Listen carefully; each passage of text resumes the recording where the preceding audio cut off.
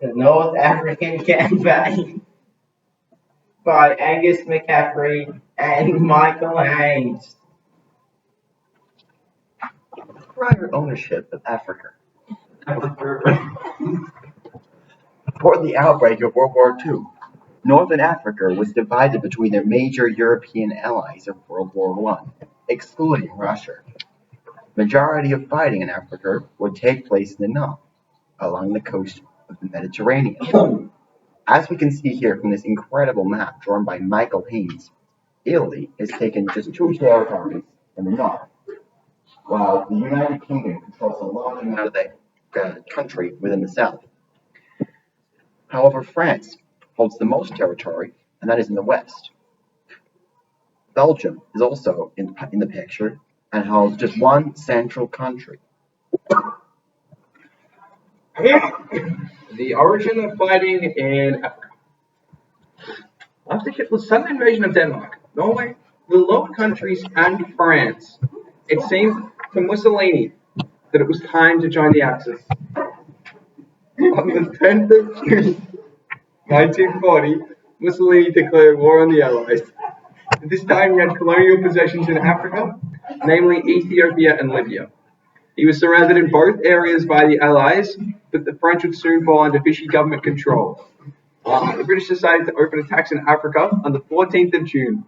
After a British campaign called Operation Compass, the Italian 10th Army was destroyed, which prompted the creation of the Afrika Korps, which is a German unit, and their assistance in Germany. Countries involved. Allies. United Kingdom. The main Allied force in the North African campaign. Free France. Anyone that fled into England after the surrender of France in 1940. U.S. of A. Though they joined in 1942, the U.S. still took part in the North African campaign. Axis. Germany. Always to support Italy and take the Suez Canal. Italy had the biggest success against England or any other Allied force. Had little success. Fuck. Oh my god, oh my god. Vichy France was a satellite state of Germany after the surrender. Yeah. Equipment used. Panzer 5, 4. The Panzer IV was a medium tank that was integral in the German tactic of blitzkrieg. In the desert, blitzkrieg was harder to pull off due to the lack of resources, but it was an effective tank that the Germans and Allies used to great deadliness in Africa. M4 Sherman. The Sherman was the most produced American tank during the war and was made with many other M-class variants. The Sherman was able to take out some of the lighter German tanks in World War II and was seen in great numbers in Africa. Equipment used.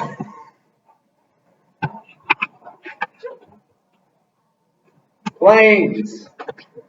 The Supermarine Spitfire, arguably the most well-known plane from World War II. The Spitfire was highly maneuverable and was capable of dominating both sides of while supporting air support.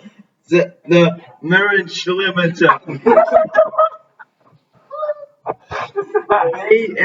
AF-109 was given to the Spitfire. With a high top speed of the Spitfire, the VO-19 was able to match Spider of air control and was produced in number of amounts. One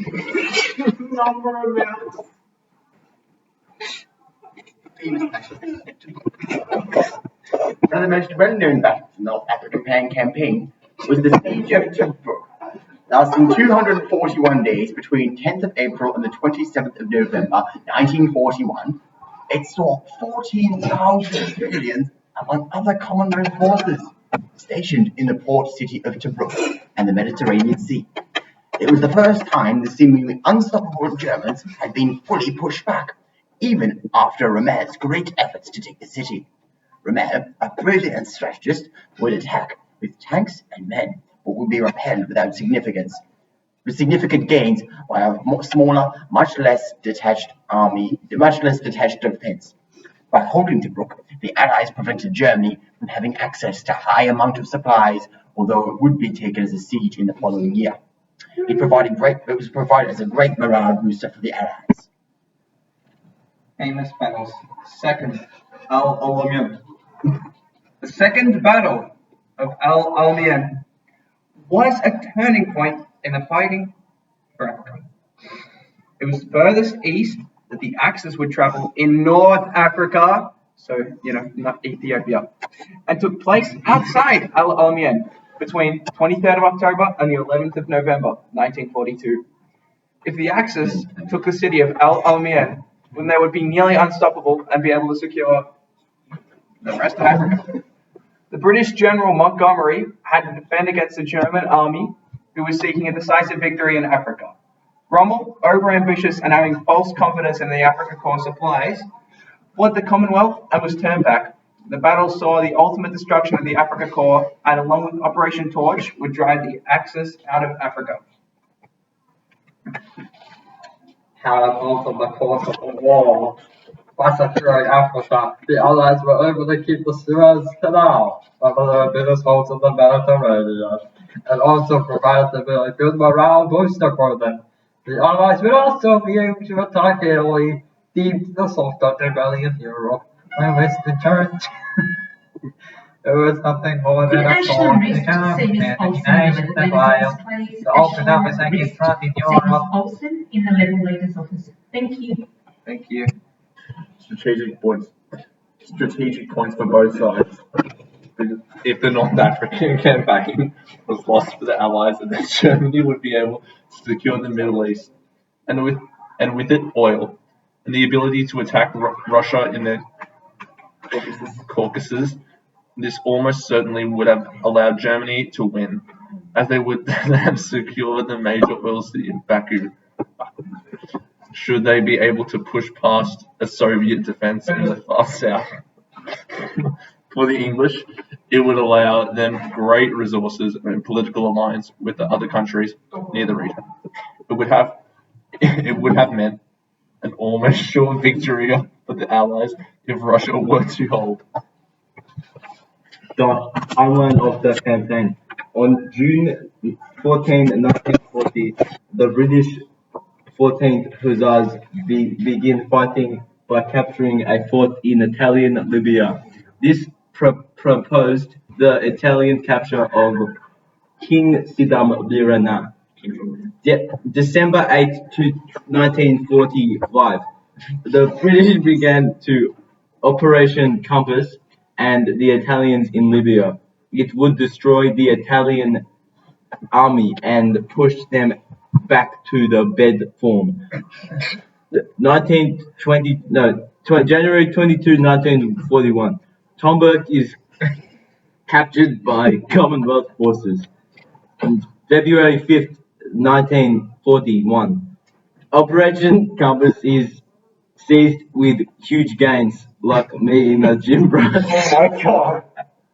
14th of 1941, Emerald Warren arrives in the 1st Africa Corps to turn the tide for the Axis. April 10th, after pushing the Allies back to the siege of Torunburg, begins with the Allied forces being pinned to the coast by the Axis armies.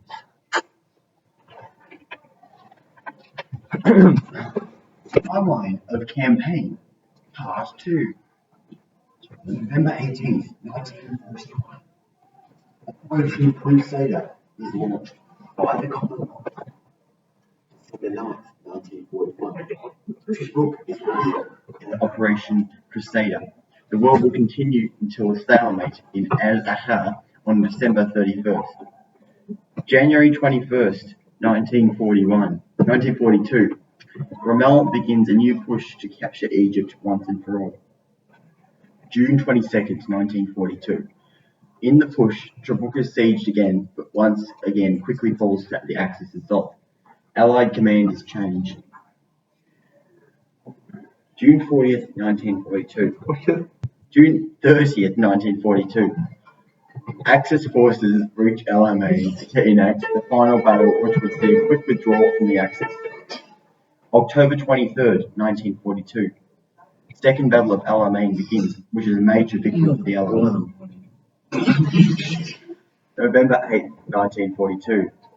Torch landings begin in Morocco and Algeria. Allied amphibious invasion so far. It is a great success and sees many Americans fighting. May 10th, 1943. Axis forces surrender after being surrounded in Tunisia. This brings an end to the North Africa campaign, which would be followed by an invasion of Sicily. Alright. This is a fictional This is perspective. a fictional perspective. This is German. German tank driver. As we slowly approach El Alamein, my tank abruptly stops. My gunner slash mechanic. As if the tank only to quickly return after simply fixing an unreliable banditry. Continues.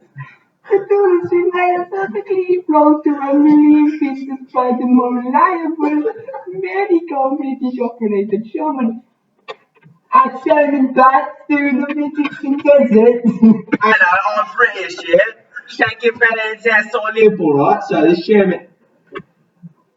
Sherman sped through the desert and the air was at 35 kilometers an hour, making the switcher zu Zeminer Air Division around 200 of other salmon produced American Sherman. And that's about it. That really covers the whole thing. All right, next slide. The end. Nadia, I hope you enjoyed this presentation. Thank you, sire. Sorry about the delinquents that were included in this. Look forward to your report.